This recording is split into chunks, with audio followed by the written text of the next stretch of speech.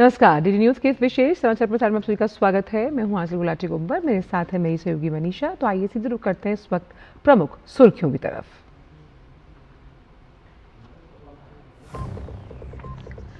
Supreme court में SIR के मुद्दे पर अहम सुनवाई। चीफ जस्टिस सूर्यकांत और जस्टिस जॉय माल्या बागची की बेंच सुनाएगी अहम फैसला।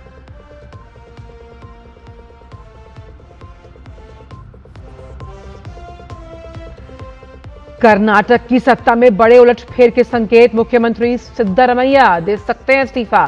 डीके शिव कुमार हो सकते हैं अगले सीएम।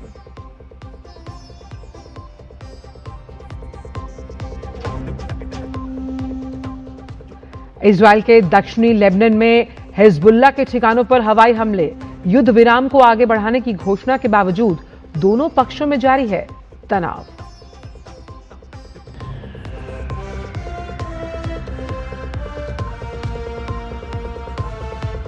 मध्य और उत्तर पश्चिमी भारत में आने वाले 3 से 4 दिन के लिए लू का अलर्ट। पूर्वोत्तर भारत में भी 2 से 3 दिन बनी रहेगी लू की स्थिति। मौसम विभाग ने जारी की चेतावनी।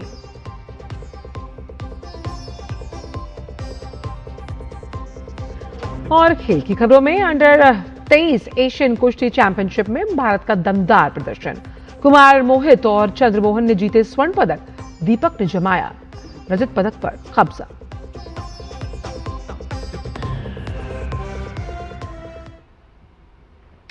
और आइए जानते हैं इन सभी खबरों को विस्तार के साथ। सुप्रीम कोर्ट आज उन याचिकाओं पर फैसला सुनाएगा जिनमें निर्वाचन आयोग द्वारा मतदाता सूची के विशेष गहन पुनरीक्षण यानी एसआईआर की वैधता को चुनौती दी गई है। चीफ जस्टिस सूर्यकांत और जस्टिस जॉय माल्या बागची की पीठ इस पर फैसला सुनाएगी। कोर्ट को यह तय करना है कि क्या चुनाव आयोग को संविधान के आर्टिकल 326 जन प्रतिनिधित्व अधिनियम 1950 और उससे जुड़े नियमों के तहत वर्तमान स्वरूप में एसआईआर कराने का अधिकार है। इसमें ज्यादातर याचिकाएं पिछले साल जून में दायर की गई, जब निर्वाचन आयोग ने बिहार में एसआईआर करवाने का फैसला लिया था।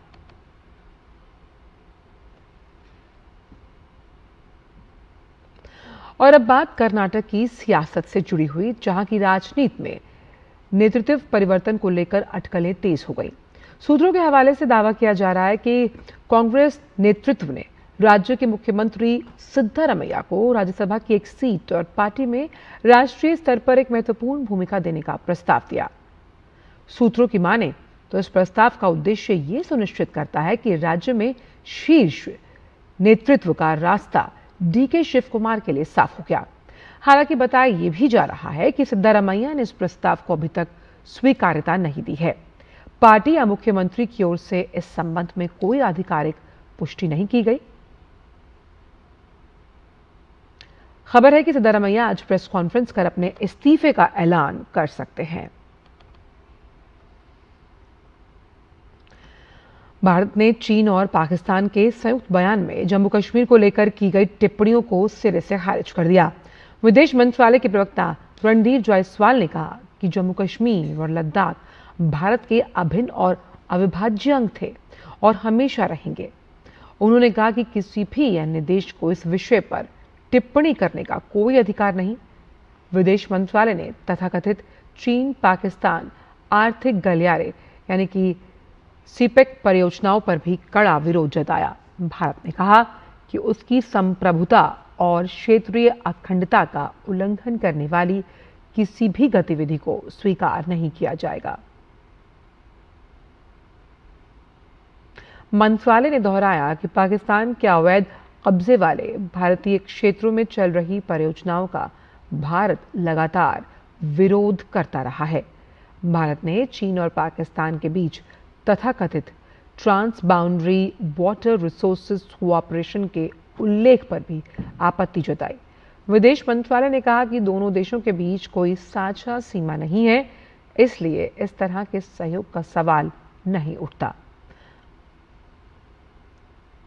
भारत ने यह भी स्पष्ट किया कि वो 1963 के तथाकथित चीन पाकिस्तान सीमा समझौते को भी कभी मान्यता नहीं देता। देश में बदलते जनसंख्या संतुलन और अवैध घुसपैठ के मुद्दे पर केंद्र सरकार ने बड़ा कदम उठाया।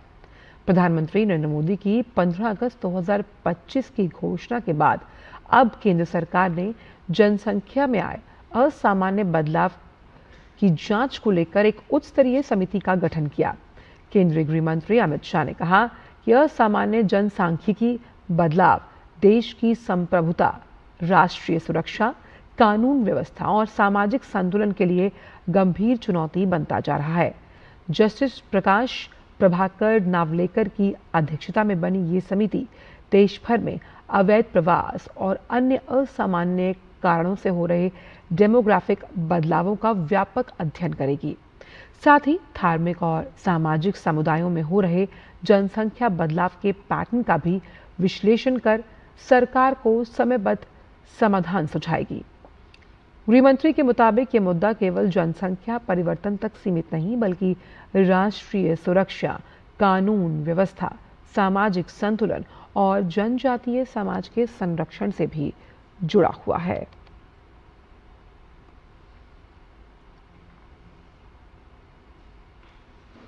सीबीएसई ने अपने ऑन स्क्रीन मार्किंग पोर्टल की सुरक्षा में सेंध और हैकिंग के दावे को खारिज कर दिया।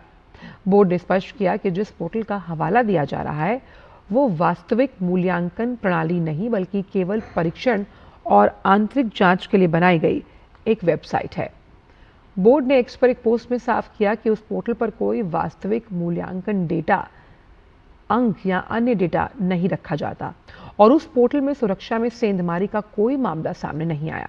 साथ ही बोर्ड ने स्पष्ट करते हुए कहा कि शुरुआत में ही साफ किया जाता है कि उत्तर पुस्तिकाओं के मूल्यांकन के लिए उपयोग किए जाने वाले वास्तविक पोर्टल का URL अलग था, जिससे ना तो कोई सुरक्षा की कोई समझौता या फिर हैकिंग हुआ, ना ही उसमें सोशल मीडिया पोस्ट में बताई गई खामियां मौजूद हैं। ये विवाद तब शुरू हुआ जब सोशल मीडिया पर एक उपयोगकर्ता ने दावा किया कि उसने ऑन स्क्रीन मार्किंग सिस्टम में गंभीर सुरक्षा खामियां पाई, यहां तक कि परीक्षकों के रूप में लॉगिन, अंक बदलने और बैंक विवरण तक पहुंचना संभव है।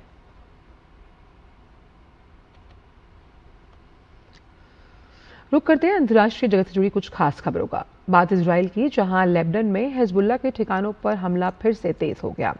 लेबनान के स्वास्थ्य मंत्रालय के अनुसार दक्षिणी लेबनान में इजरायली हवाई हमलों में 31 लोगों की मौत हुई, जबकि 40 लोग घायल।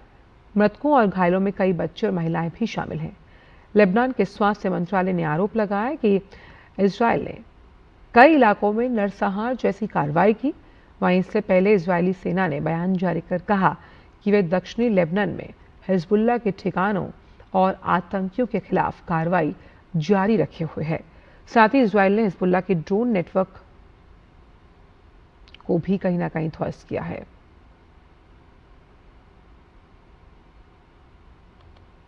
गाजा में इजरायली हमले एक बार फिर तेज हो गए। मंगलवार को गाजा शहर में एक रिहायशी इमारत पर इजराइल ने हवाई हमला किया। वहीं इजरायली प्रधानमंत्री बेंजामिन नेतन्याहू ने दावा किया कि हमला हमास की नई सशस्त्र इकाई के प्रमुख को निशाना बनाकर किया गया। आपको बताएं कि अक्टूबर 2025 में अमेरिकी मध्यस्थता में हुए युद्ध विराम के बावजूद गाजा में हिंसा जारी है। इजराइल और हमास के बीच समझौते के दूसरे चरण को लेकर बातचीत का गतिरोध बना हुआ है। और अब बात कुश्ती की। अंडर 23 एशियन कुश्ती चैंपियनशिप में भारतीय पहलवानों का शानदार प्रदर्शन लगातार जारी है। मंगलवार को मुकाबले में भारतीय पहलवान कुमार मोहित और चंद्रमोहन ने शानदार खेल दिखाते हुए स्वर्ण पदक को अपना बनाया। कुमार मोहित ने 65 किलोग्राम भार वर्ग में किर्गिस्तान के पहलवान ओस्को नबाए अबीद समातोव को हराकर स्वर्ण पदक जीतने में सफलता हासिल की। वहीं चंद्रमोहन ने 79 किलोग्राम भार वर्ग में कजाकिस्तान के पहलवान को 7-6 से शिकस्त देकर स्वर्णिम उपलब्धि हासिल की है। बात मौसम की। देश के मध्य और उत्तर पश्चिमी हिस्सों में अगले 3 से 4 दिनों तक सिवियर हीट वेव का भयंकर प्रकोप जारी रहेगा। मौसम विभाग ने इन क्षेत्रों के लिए अलर्ट जारी करते हुए तापमान में लगातार भारी उछाल की चेतावनी दी। इसके साथ ही पूर्वी और इससे लगे इलाकों में भी अगले 2 से 3 दिनों तक भीषण लू चलने की प्रबल संभावना है। भीषण गर्मी को देखते हुए मौसम विभाग ने लोगों को दोपहर के समय अनावश्यक रूप से घरों से बाहर ना निकलने की सलाह दी। प्रशासन ने सभी नागरिकों से चिलचिलाती गर्मी के दौरान सुरक्षित रहने और अपने आप को हाइड्रेट रखने के लिए सख्त अपील की है।